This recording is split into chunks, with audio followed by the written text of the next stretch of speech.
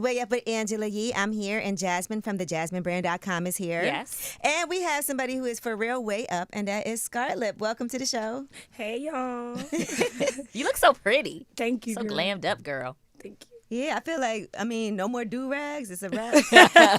No more of that ghetto stuff, man. We elevated. But I think that's part of what people love about you. You know, as they followed you like on your come up to see where you are, then we see you going like Met Gala parties and doing all of that. So congratulations. And I think the realness of like how excited you are when Cardi B gave you that cosign. That's a real thing. That's how like people for real would react. Yeah. You know, has there been follow-up? Listen. Yes. We on bare knees. we on bare knees, Cardi. Please. But like, that was enough. Mm-hmm. That little repost she did was like enough. Right. If Cardi don't ever do a song with me, that was enough. That's dope. That changed my life. You know what I'm saying? Like. Right. That changed my life. That little people don't know, like, and a lot of people were saying like, "Oh, she's doing too much," or "She looks silly." It's just like you don't know what that does. Like as a young girl, like grinding every day, and finally getting that cosign, that big cosign, Mm-hmm. that changed my life, right? My career. So it's like I was shouting for joy. You feel me? Like, mm-hmm. And I think people also see you have, some viral moments recently, but they don't know that you've been at this for years. Yeah. And so when would you say everything first started for you?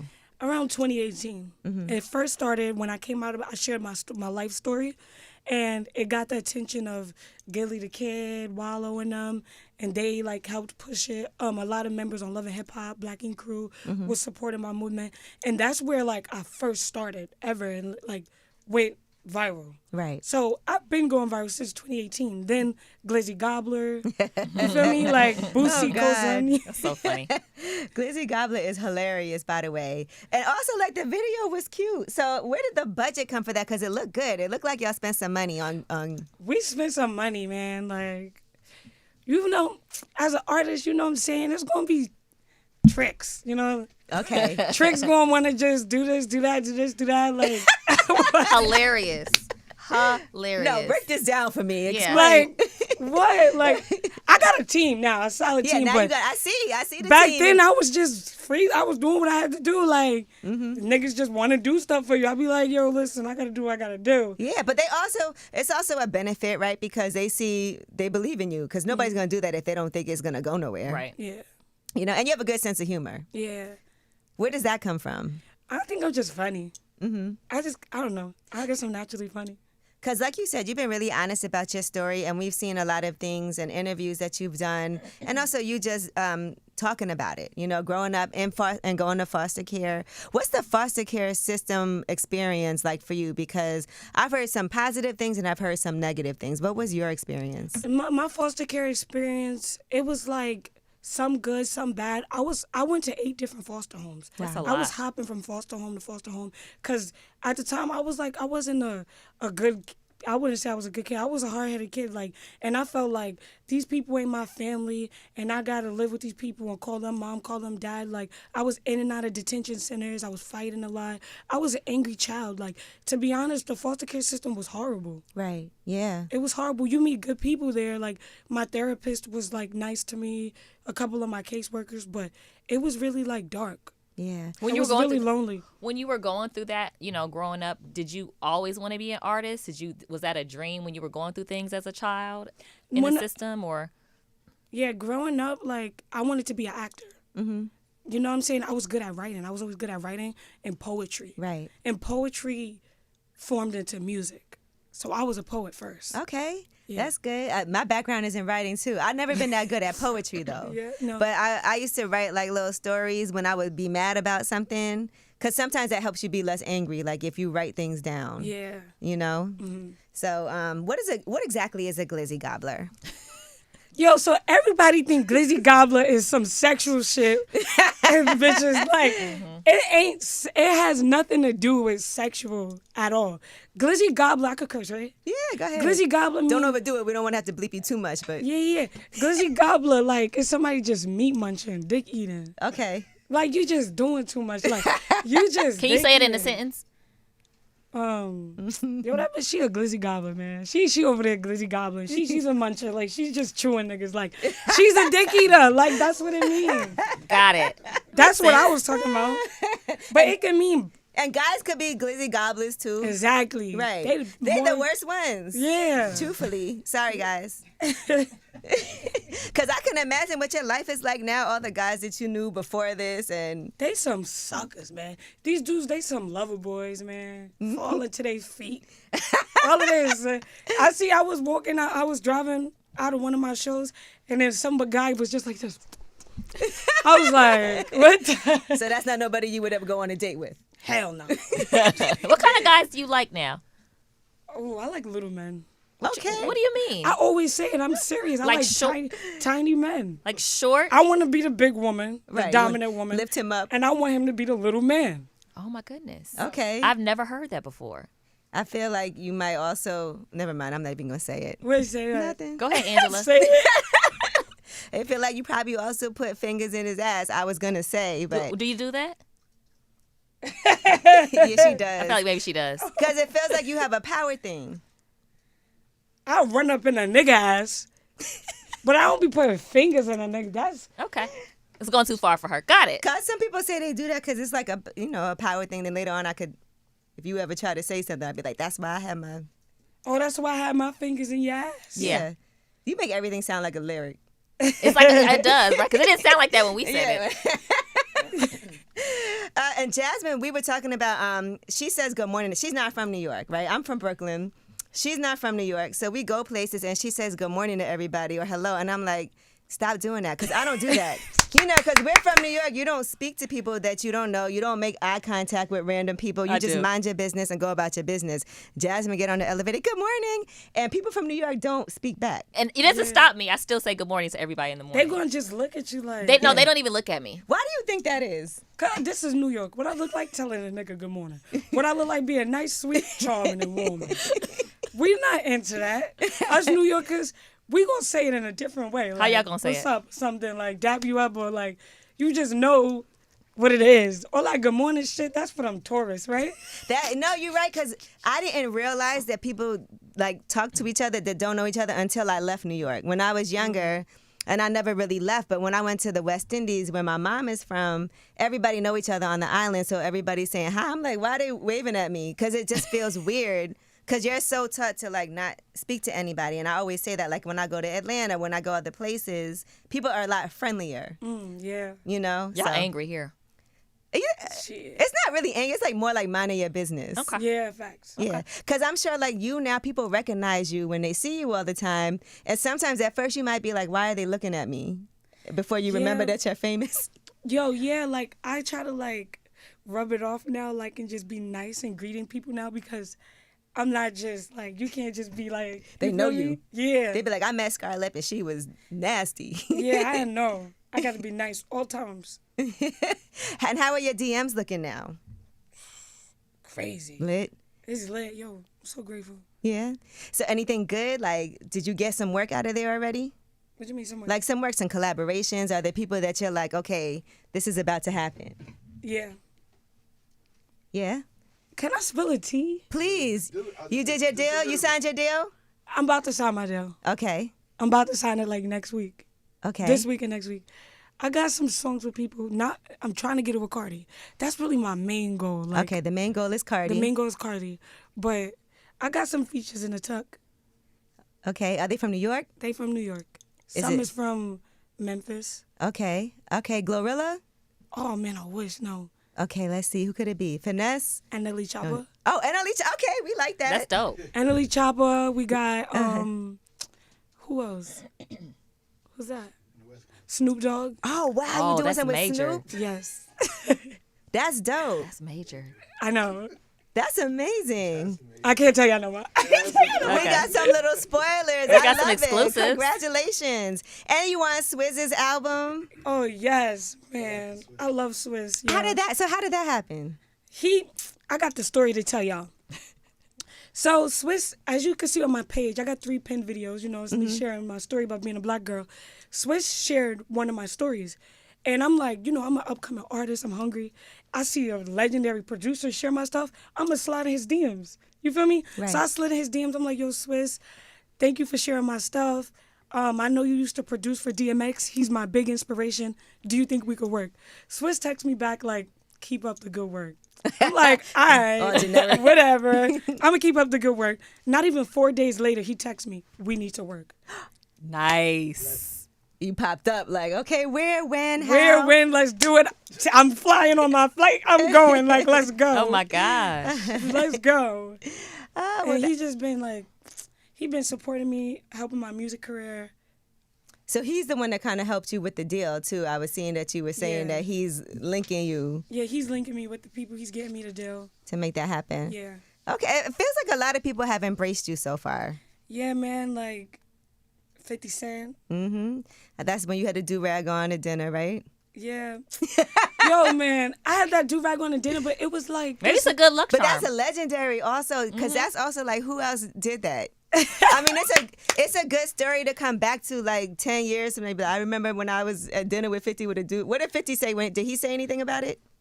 Yo, he said, at least you at the table. Yeah. Like, I was saying that, I was like, I can't believe I'm at the table with a do-rag on right now with you. He said, at least you at the table. Right. He don't care. He didn't really Yeah, he didn't care. I Yeah. could see him He didn't also really thinking that's dope. Yeah, he was like really like giving me advice. Right. Like he was like schooling me, like, because like the day when we had to sit down with 50, I wasn't even prepared for it. Mm-hmm. It just came to me, and I was like, damn, it's either I'm gonna not go because my hair not did, Right. or I'm gonna go and be like, fuck it, I win, I don't care. Yeah, as you should. Yeah. And like he was just gaming me. In the picture you see, I was sitting like side, but I sat in front of him and we had a whole conversation for an hour. Right. He was just talking, Mm-hmm. and I was just like this. I was like, what the fuck? And 50 got stories. He got sure. stories, yeah. And I was just like, I was more so like starstruck that Yeah. I'm really sitting in front of 50 Cent. Did he ask you to be on any of the shows yet? Or I asked, I was like this. I was like, because he kept saying like he liked my music and stuff. I was like, so let's do a remix. No, but for real, that's how you get it. Honestly, Yeah. I think sometimes too, and tell me if this has ever been true for you, but for women artists, sometimes it's harder for us to put ourselves out there and ask for things. I feel like guys ask for whatever. Yo, listen, let me tell you something. I asked for everything. I wasn't invited to the Barclays Center. You know, I performed there.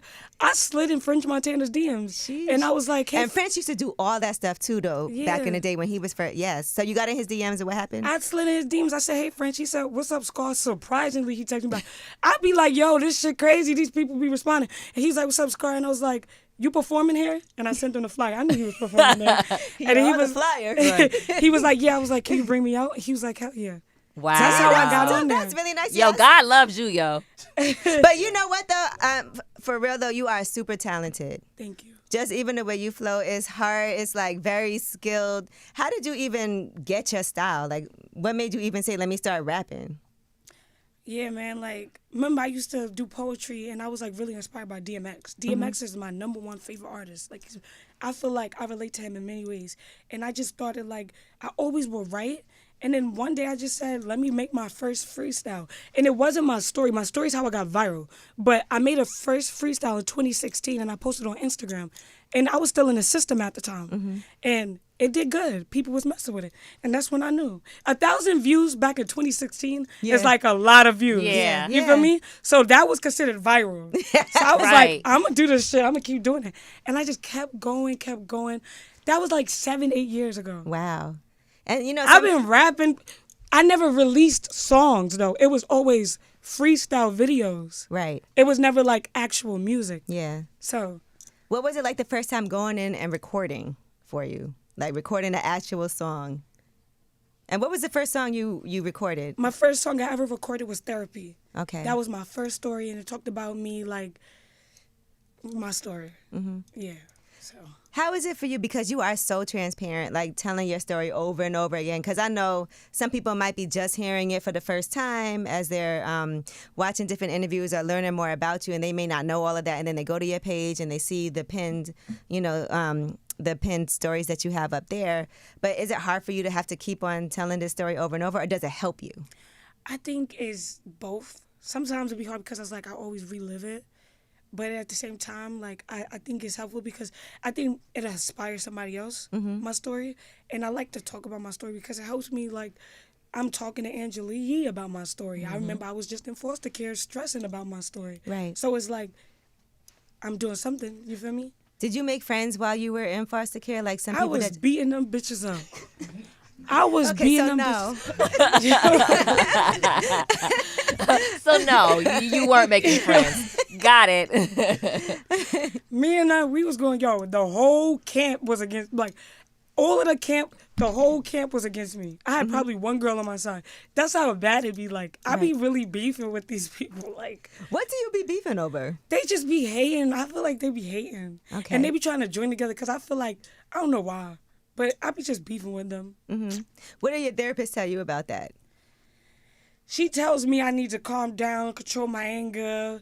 But not everybody's out to get you. Them bitches is out to get me, and I'm gonna get them first. But you know what? Now you're famous, so Yeah, you have a lot to lose. Yeah, 'Cause I think when you have nothing to lose, It was easier. it's easier. But now that I'm like, I guess I'm famous. it's okay Y'all to see- say. y'all It's see me? okay No, to say. you're famous. Yeah. But like, it's like hard because I see I see what they say. I know some of these people talking too. They know me, and they know they not like that. Right. And they know if they saw me, I would run in their mouth for real. Yeah. But I see them talking, and I'm just sitting back like, why can't I say something? I want to say something. Because that brings too much attention to people that don't deserve it. Yeah, and I You can't let- say something because at the end of the day, people is representing me. Yeah. And people is literally pushing me. And I can't sit there and do something like act a fool when these people is representing me. Yeah, Then how's gonna- don't feed the glizzy gobblers. You gotta let them starve. Yeah. I like that. Oh my gosh, Angela.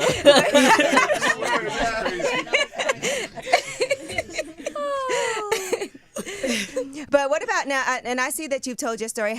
What about family members? Because you've been really open and honest about that. I heard about your aunt, right? And you know what happened when you were living with her. Have they tried to like say anything or come out or even reach out to you to say? So my aunt, she hasn't reached out to me, but I feel like she will send people to reach out to me in the family. Like my uncle called me. I was doing a performance at the Gumbo, 720 Gumbo, I think it's called. I was doing a performance, and in the middle of it, like before I got in it, my uncle called me. He's one of my uncles that used to rap back in the day. He called me and was like, oh, did they really abuse you? Did they really do that to you? Did they really hurt you? And I'm like, why are you calling me asking me that? And then he was just like, oh, because your music is blowing up now. And your music is blowing up and I want to make sure we good. And I was like, why you calling me now? Right. You wasn't there for me when I was a little girl. You wasn't there for me when I was going through all of this. But now you want to call me? And then he was like, oh, don't forget, I'm the one that taught you how to rap. If it wasn't for me, you wouldn't know how to rap.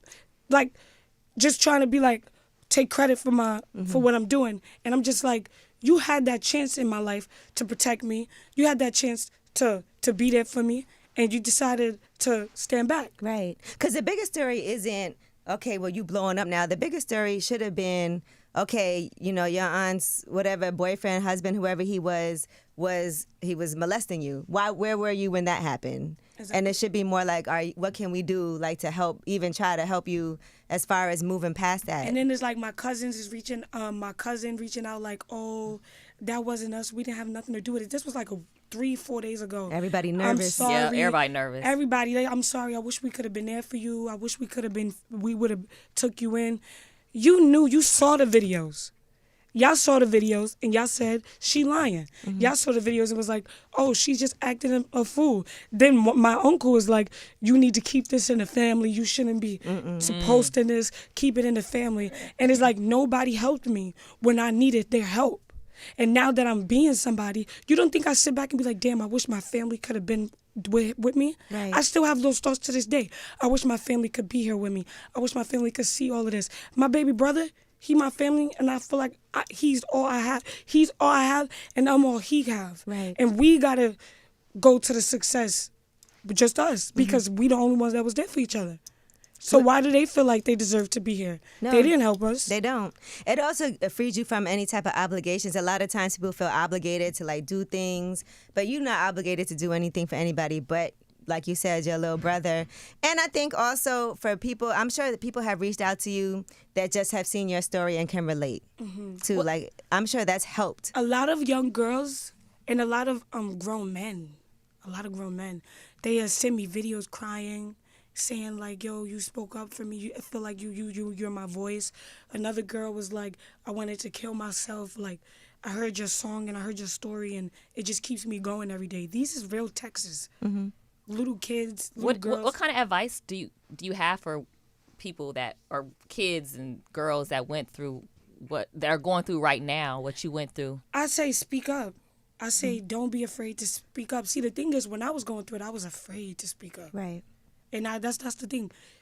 And the reason why I was afraid to speak up is because the person I could go to tell what was happening was the reason it was happening. Okay. You feel me? My aunt was she was supposed to be my protector when my mom died. She didn't protect me. Who could I go to? You feel me? But I say now for everybody that went through what I went through, to just speak up and don't be afraid to tell somebody. That's what I would say. Your mom died when you were 12, right? Yes. So how was your relationship with your mom before? My mom, she funny. She a funny woman. It was a good relationship. My mom was my protector. We didn't even have a father. Like, she was just the only person, and she took care of me, bro. She was like a superhero to me. She was my everything. That's why when I lost my mom, it's like really was a toll on me. It's like I lost everything, bro. Yeah. Like, we didn't have nobody. My mom was all I ever had in my life. How do you think she would feel now being able to see the success that you've been having? Because I'm sure part of that is, like, do you ever feel like she speaks to you in any way? Sometimes people feel that, like their presence. I feel like she protected me. I feel like she protected me. Like, I always say, like, I wish my mom was here, like, to see this. We struggled growing up. Like, we was in the projects. Feel me? But I used to always, one day I remember I promised my mom, like, we was looking at a magazine, right? And I said, Mom, my mom liked a specific house. And I said, I'm going to get you that house one day. I know I'm able to get her that house. Like, now, I know I'm able to I'm going to still get the house. It was a glass house. Yeah. I said, I'm going to get this house for you. I'm going to still get the house. But it's like, I know in my life, I can't believe it. I was only a little girl when I told her that. Yeah. And I'm about to be able to get houses and to get things. And it's like, I'm about to be out of poverty. Here you go, girl. Congratulations. That's so dope.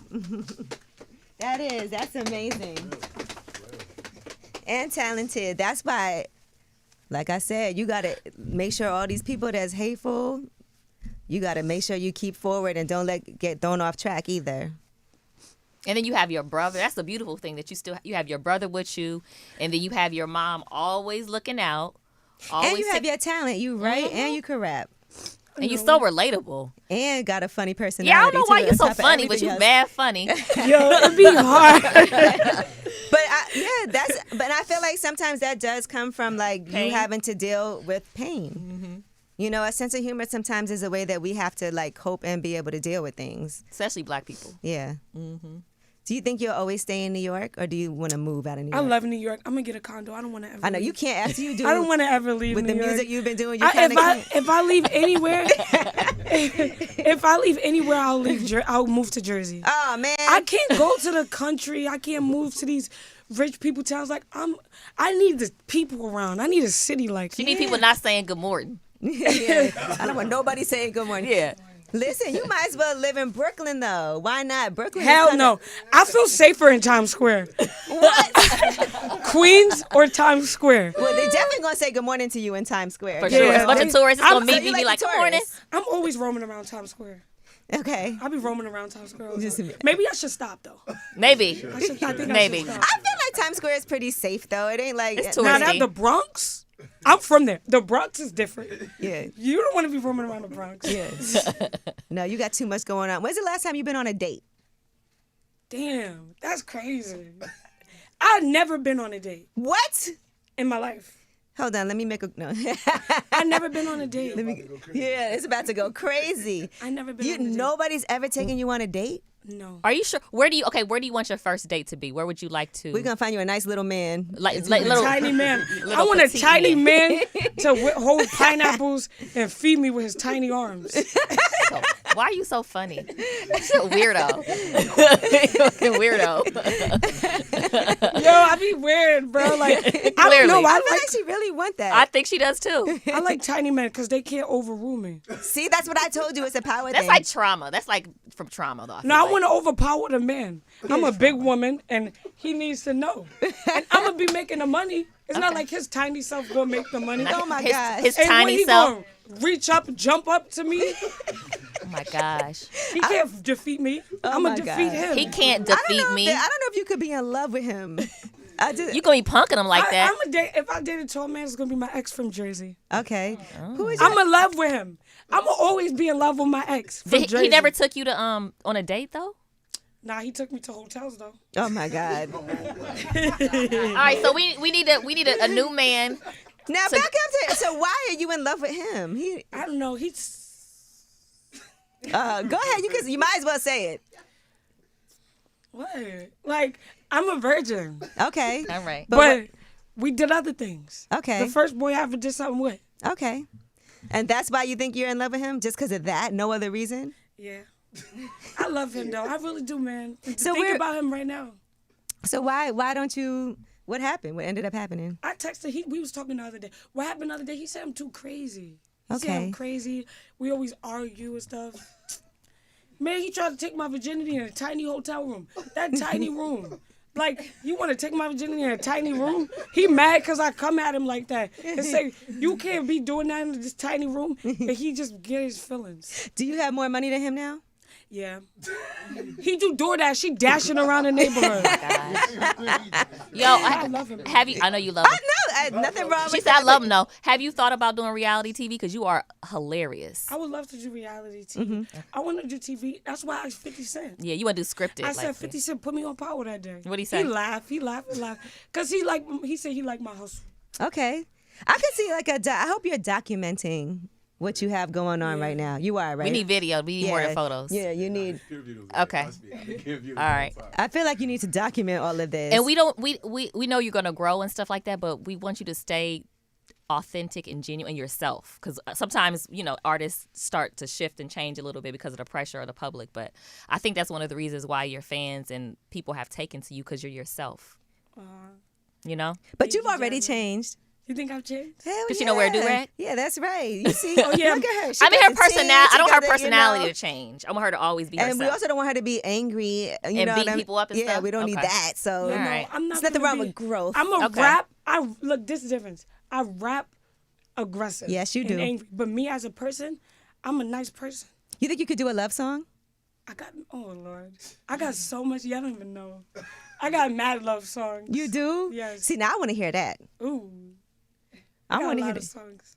That's not out yet. Okay. So when do we get to hear more? What's the plan? What's the rollout? Once you announce this signing. this deal. So I'm about to go fly to LA, meet up with Snoop. Mm-hmm. I'm about to sign a deal. Thank God Swiss helped me with this deal. These regular labels playing. Give me the money I want. Just give me the money I want. These record that's labels, they right. got billions and billions of dollars. You can't give me $1 million. You got all this money. I feel Endless like you money. could easily get $1 million. Exactly. Give Yeah. me that money.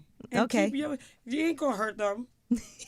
That's So why I funny. feel it won't hurt them record labels. They cool. But I'm gonna keep it real. You're gonna make money doing a lot of other things outside of that too. Yeah. You That's know what what? I said. What are other things that you want to do? I want to act. I want to be legend, like Beyonce legend. You know Okay. how you have legends? Like, I want to act. I want to have sponsors. I want to do fashion shows, runways. I want to model. Okay, I want to do all of that stuff. I can see it For Yeah. sure. because I can see the brands loving you Oh. and Fashion Week and all I of want to that be a happening for fashion you. icon like Cardi B. Okay. Well, listen, I hope that Cardi B responds and so. makes that happen. I feel like I could see that happening Oh, because for she's sure. working on some music right now, and she's definitely that type of person. Mm. I feel like there's some talks like happening already. We be harassing her. It was this cameraman. Now what? Me and him are good friends. He got in. I didn't get in the Met Gala. I got in the Met Gala after party. Yeah, I though. saw that. Yeah. He went in the Met Gala and he was harassing Cardi. He like, Oh, Scarlett my need the God. feature. She need the feature. So we like banging on that door. We banging on the door. That's what you got to do, though. Yep. All right. Well, thank you so much for coming through. I cannot wait to hear this announcement. I hope you come check in. Yeah, I mean, anytime you need me, Angela, when I come. All right. But listen, once you make the announcement, I want you to call up here because you're going to be in LA, right, when you sign? Yeah. All right. Can you call us? Yes. So we could talk about it real quick and just do like a little celebratory, and we'll have a drink for you while you in LA. Oh, yeah. Well, congratulations to Scarlett. You got the team here. You got the deal you about to sign. You're getting this Cardi B feature. You want Swizz's album. We already told you we're going to starve these glizzy gobblers. Period. Period. Thank you. Thank you so much. Way up with Angela Yee. She is way up.